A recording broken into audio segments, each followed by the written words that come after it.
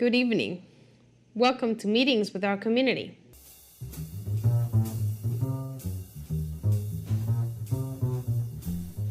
African Americans have played in every aspect of American life, marching for freedom and equality, jobs and justice, making a profound contribution to our culture. And here at the White House, we're committed to honoring that legacy. Earlier this month, for example, we opened up the newly restored Old Family Dining Room to the public for the first time, and it now includes a painting by Alma Thomas called Resurrection, and that's the first in the White House collection by an African-American woman. Michelle made that happen, and we could not be prouder of her. But for the past couple of years, we've also been marking important milestones in that journey. The 50th anniversary of the Civil Rights Act, 50th anniversary of the March on Washington, 50th anniversary this year of the Voting Rights Act. Next week, Michelle and I and the girls will be traveling to Selma to pay tribute, not just as a president or first lady or as African Americans, but as Americans, to those who changed the course of history at the Edmund Pettus Bridge. Not just the legends and the giants of the civil rights movement like Dr. King and John Lewis, but the countless American heroes whose names aren't in the history books, that aren't etched on marble somewhere. Ordinary men and women from all corners of this nation, all walks of life, black and white, rich and poor, students, scholars, maids, ministers, all who marched and who sang and organized to change this country for the better. 1965, Maddie, who was just 27 years old, mother of 5, joined with others in her community to march around the Marion Courthouse for their right to vote. And tensions ran high, the threat of violence mounted, but at night the protesters would gather in a church and resolve to come back the next day. And Ms. Atkins remembers the terrible violence on the night protesters tried to march to the jail, the night that Jimmy Lee Jackson was shot. Ms. Atkins remembers running into the church for safety, wiping the blood from the face of a fellow protester, and then going home to her children who were sleeping safe and sound in their beds, and she still went back the next day because despite the doubts and the fears, she knew that she was doing the right thing for her children and their future. And Ms. Atkins went on to help register folks to vote. She ran for office herself, became the first woman elected to her local school board in Perry County. Next week, the world will turn its eyes to Selma again, and when it does, I want everyone to remember that it was because of people like Ms. Atkins and all the others who are here today that we celebrate. But they also remind us, they stand as testimonials to the fact that one day a year is not enough to honor the kind of courage that they showed. 1 month a year is not sufficient to take on their example and to celebrate the power of a movement. That's something that we have to do, each and every one of us, every day, living up to their example, then handing it on to our children and our children's children. And today, on the 3rd anniversary of Trayvon Martin's death, showing all of our kids, all of them, every single day that their lives matter, that's part of our task.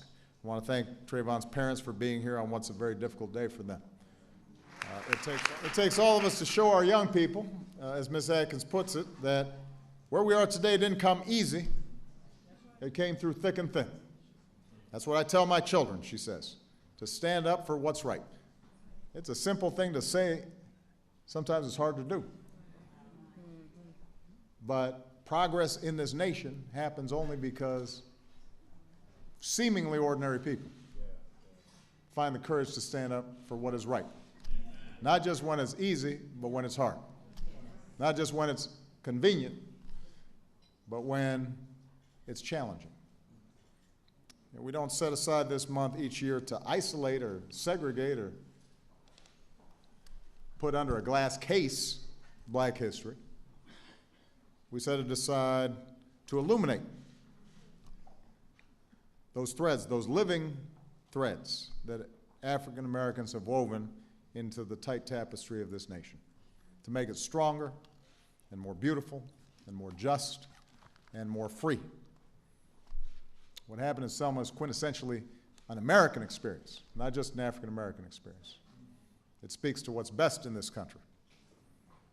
It reminds us that the history of America doesn't belong to one group or another, it belongs to all of us. That idea, this experiment, built on a shared story of people bound together by shared ideas, shared ideals, certain inalienable rights of equality and justice and liberty for all people.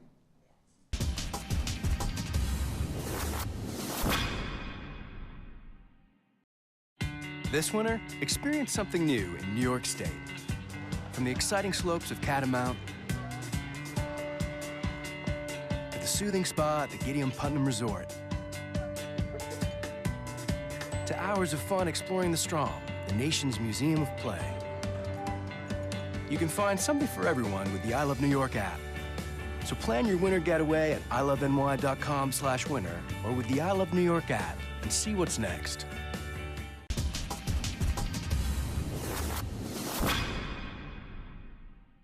At Celebrating Women of the Movement, which is an event honoring Black History Month, the First Lady, Michelle Obama, and other women leaders agree that education is the way to progress. We have an impressive group on stage with us today, women whose impact spans multiple generations, folks who've played such an important role in our progress toward the mountaintop, even though their stories aren't always in the spotlight.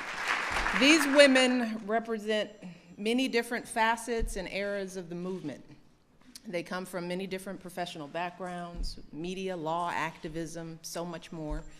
But there's something that connects each of their stories, a common thread that animates their lives, and that is their hunger for and belief in the power of education. Because at some point in their journeys, these women understood that if they were going to reach their potential, if they were going to make a difference, not just for themselves, but for this country, they would have to get a good education.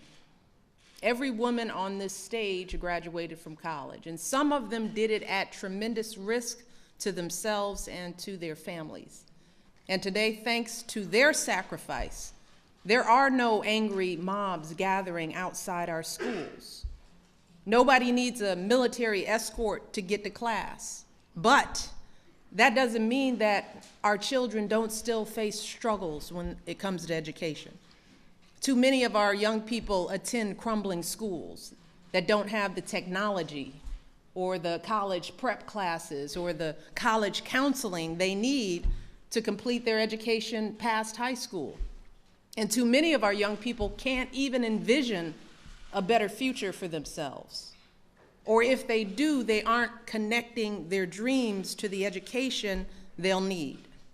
So today, too many of the opportunities that these women fought for are going unrealized today.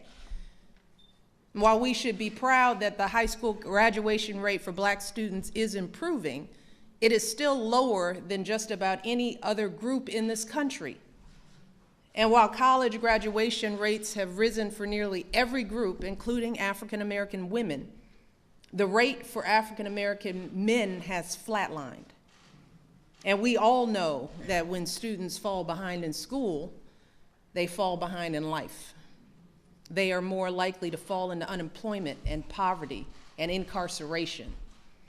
So like many of you, I believe that education is the single most important civil rights issue that we face today.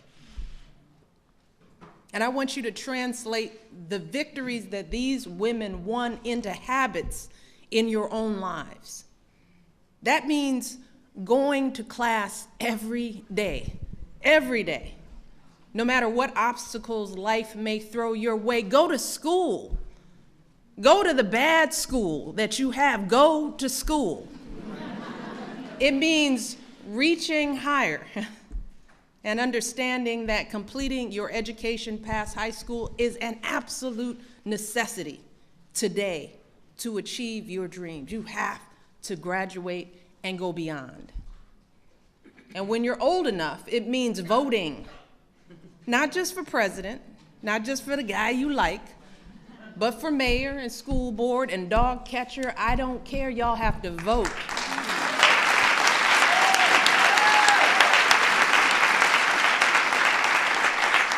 And just don't be afraid to ask for help. Ask for help. You are not alone. Talk to somebody, your teachers, your parents, school counselor, anyone, because there are so many folks all around who want to help you reach your potential.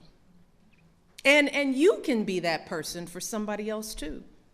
You're not too young. If you've got a friend who's not coming to school, who isn't trying their best, talk to them.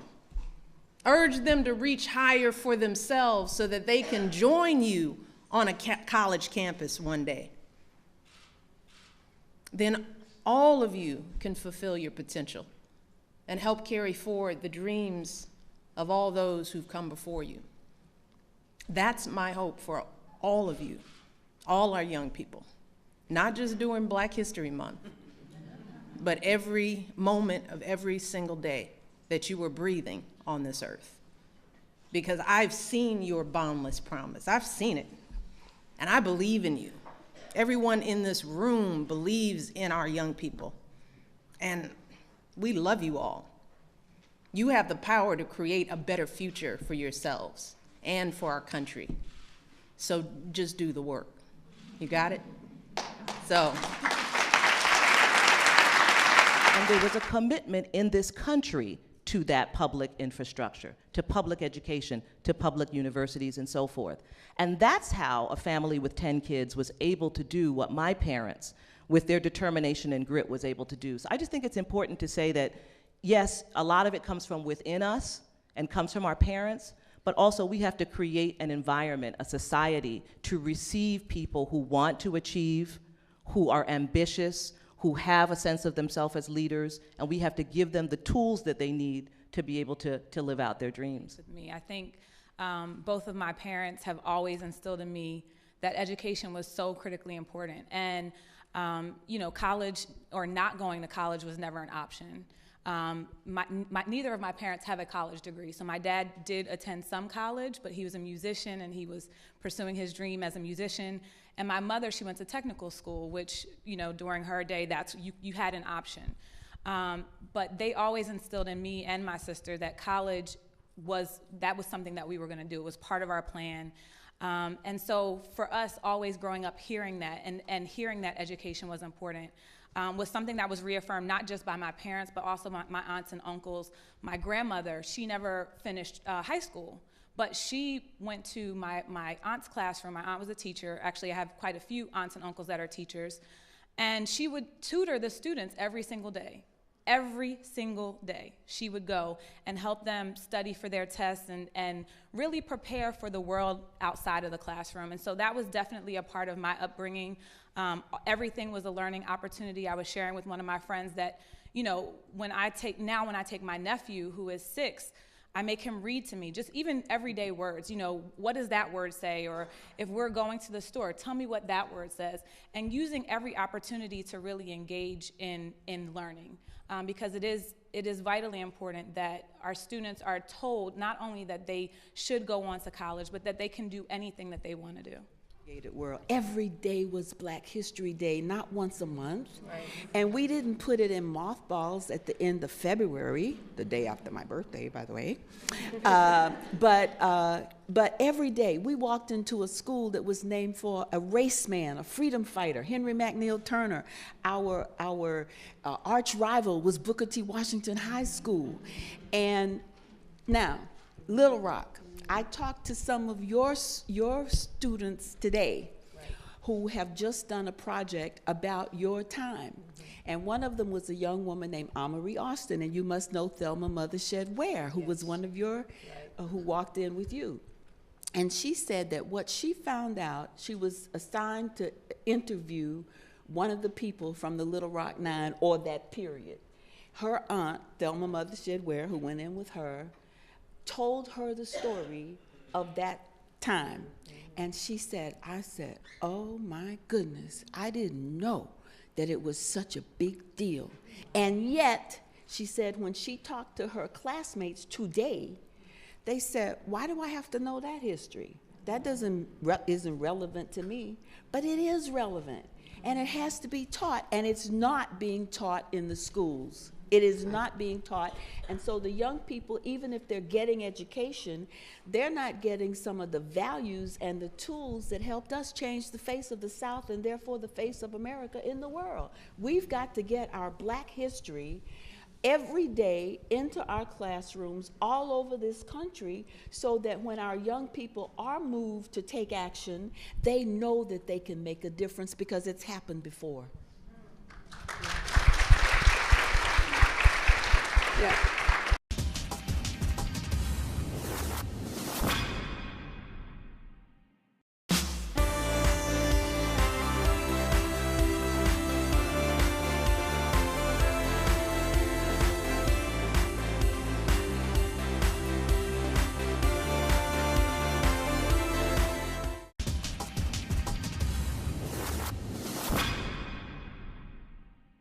City and state leaders joined the fight to better protect tenant rights through the new Tenant Harassment Prevention Task Force. A family doesn't get hot water, no repairs, life becomes impossible. The mayor, Governor Cuomo, and Attorney General Eric Schneiderman announced the formation of the Tenant Harassment Prevention Task Force. New enforcement efforts will prevent landlords from harassing and illegally evicting tenants. The First Lady promoted mental health awareness at the Health Department's Black History Month celebration. As part of the city's roadmap toward a more inclusive health system, she called for services that reach people citywide and feature caregivers who understand the language and culture of the people they serve. The city has issued a request for proposal for a disparity study on the availability of minority and women-owned businesses in New York City versus the amount the city contracts with them. The study will help inform the ways the city can create more contract opportunities for minority and women-owned businesses. That's it for this week's City Scoop. Check us out on demand or Friday nights on NYC Life.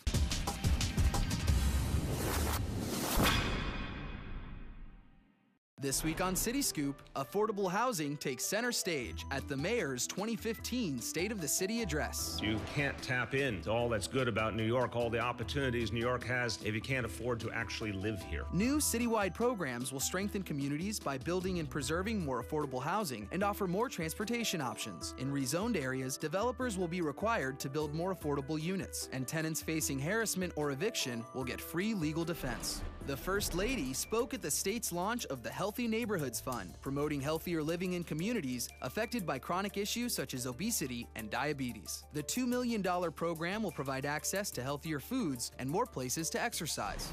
The city launches a 5-borough tour of its online tech hub, digital.nyc. The public event series will help New Yorkers take advantage of the city's fast-growing digital community and connect startups and job seekers with investors, workshops, and workspaces. That's it for this week's City Scoop. Check us out on demand or Friday nights on NYC Life.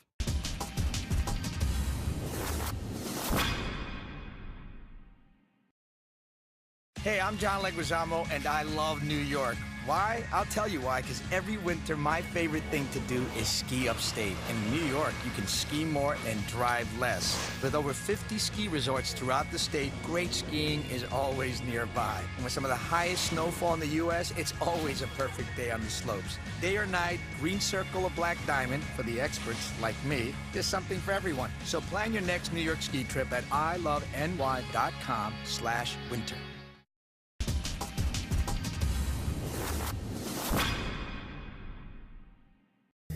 Data suggests that early education benefits to a younger age.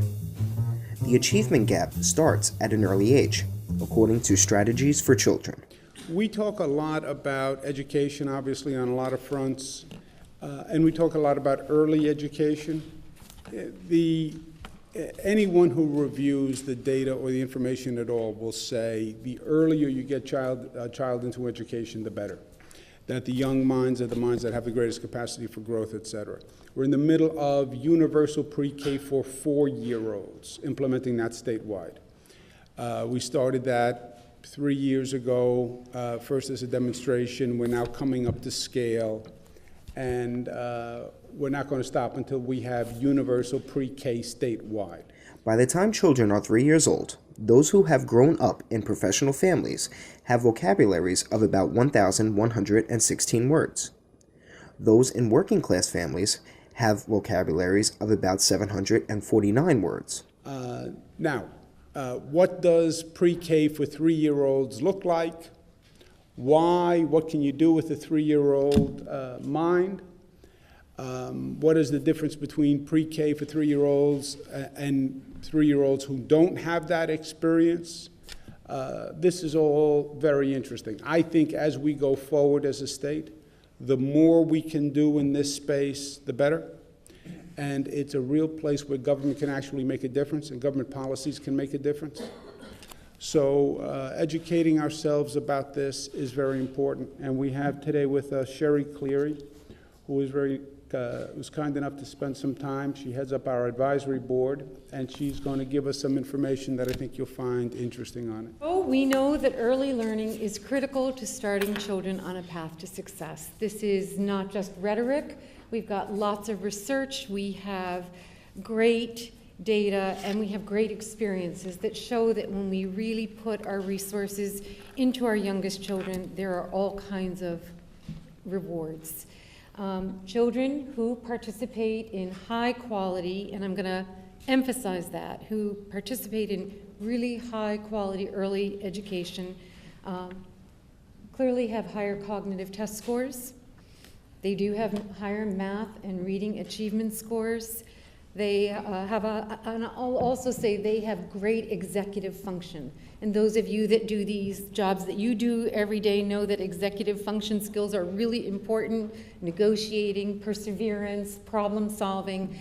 Early childhood is known to capitalize on a child's already highly developed ability to do these things. Early childhood further develops this. Higher likelihood of children not only graduating high school, but of attending four-year colleges. And higher likelihood of being gainfully employed later in life, which just, by the way, means more taxpayers for New York. And these are some of the things that we consider long-term investment strategies. We often talk about long-term return on investment. But I want to add that there's immediate and midterm return on investment. So there is a reward for doing this that we see almost immediately. I'll give you two quick examples. We know that in New York we have lots of children that get referred to special education very early in life. We know that early childhood education, when it's done right, helps mitigate the number of children that need to be in special ed, and it also shortens the amount of time they need these special ed services. That's a big cost savings, but more importantly, it's great for kids. And we also know that high quality early childhood mitigates the number of grade retentions, and you, I'm sure, all will find it stunning that children are left back in kindergarten and in first grade and in second grade. And that has a huge economic disadvantage for us in New York, but it also is a predictor of high school dropout. If you've been retained in school, you become the bigger kid, you become uncomfortable, there's stigma attached, and this starts as early as kindergarten and first grade. We can mitigate that. So we have a governor who made a historic commitment to funding early childhood education. Right now, the state is spending more than $750 million for pre-K for 4-year-olds. This funds 116,000 children across New York State, and it's significant. It's a big deal. This year's budget continues a commitment that the governor made over 5 years to put $1.5 billion into pre-K for 4-year-olds. I can honestly say, given that I traveled the country, we are the envy of lots of other states. This was a big, bold move, and people keep wondering how we did it. I always say, I don't know and I don't care. We did it, and it's great. It's not my problem, somebody else's problem. So it's really good news, and we're running with it. So we have data that we need to pay attention to, and that data tells us that the benefits of early childhood education is equally and in fact more important, and we want to be careful, we want to be on the cutting edge, we want to be paying attention. This is my all-time favorite slide, and it really shows many years of brain research. So I want to say that you probably understand that we have research, and it takes a long time for the research to become applied and to become a reality in policy and practice. So we have all this research on brain development that tells us that in the very first year of life, these sensory pathways, the way children see, the way they hear, and the way they process these sensory inputs is well developed in the first year. So there's a lot of stuff going on. Second to that, language development in the first and the second year peaks at those points. And then, and then in the third year, we see that higher cognitive function is at its all-time peak. So that can either thrill you or frighten you, depending on where you're sitting these days. I have to say that, I'm into kids, and this is my world. Being with a 3-year-old is probably the most pleasant experience you can have. They are delicate and sweet, and they are smart. And they are analytical, and they look at stuff in ways that you've forgotten how to look. And in New York and everywhere else, we want to capitalize on this. We want to make something happen when we know what we now know about the science. Here's just another slide that talks to you about the critical nature of not only focusing on 3-year-olds, but on focusing on 3-year-olds who are poor, who come from poor families, who are in at-risk communities.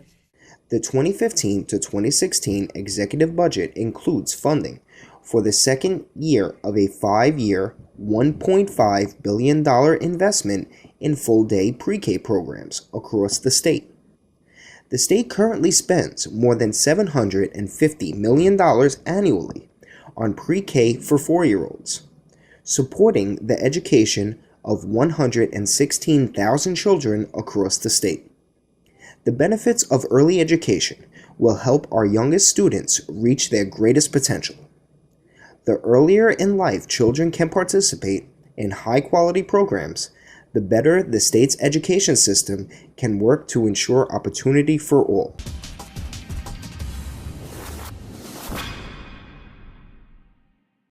I'm a New Yorker, and this is my card. I use it to visit my son's school. To get cheap movie tickets. To get museum memberships. To open my first checking account. To get discounts with the Parks Department. ID NYC is the photo ID for all New Yorkers, regardless of immigration status. If you live in New York City, go get one. It's free, it's easy, and it's available now. 8 million New Yorkers, one card for all of us.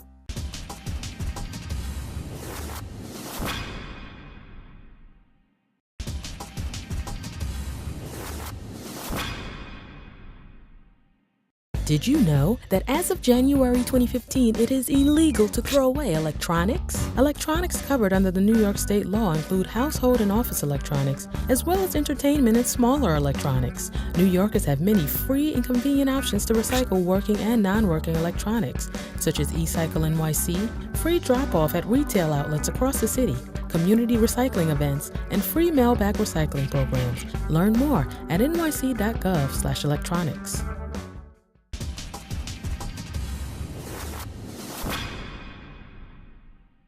Thank you for watching Meetings with Our Community. We hope that you have enjoyed our show, and we hope to see you next week.